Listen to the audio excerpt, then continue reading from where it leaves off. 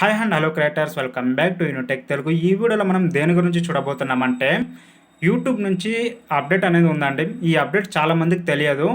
Dream track ద్వారా మీరు videos చేసి అప్లోడ్ చేశారంటే మీ వీడియోస్కి మానిటైజేషన్ అనేది ఉండదు.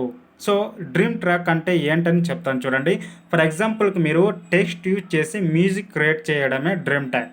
సో ఆ డ్రీమ్ ట్రాక్ ద్వారా మీరు మ్యూజిక్ క్రియేట్ చేసుకొని టెస్ట్ ప్లేస్ చేసేసి ఆ మ్యూజిక్ ద్వారా మీరు వీడియోస్లో ప్లేస్ చేశారనుకోండి, మీ ఒరిజినల్ వీడియోసే కావచ్చు, ఆ మ్యూజిక్ మీరు ప్లేస్ చేశారనుకోండి, మీకు రెవెన్యూ అనేది రాదు, ఆ వీడియో మానిటైజేషన్ కూడా అవ్వదండి. ఓకేనా? సో క్లియర్గా చెప్తాను చూడండి. డ్రీమ్ ట్రాక్ ద్వారా అంటే టెక్స్ట్ ఇచ్చి మ్యూజిక్ క్రియేట్ చేయడం ఏఐ ద్వారా. ఓకేనా? క్లియర్గా అర్థం చేసుకోండి.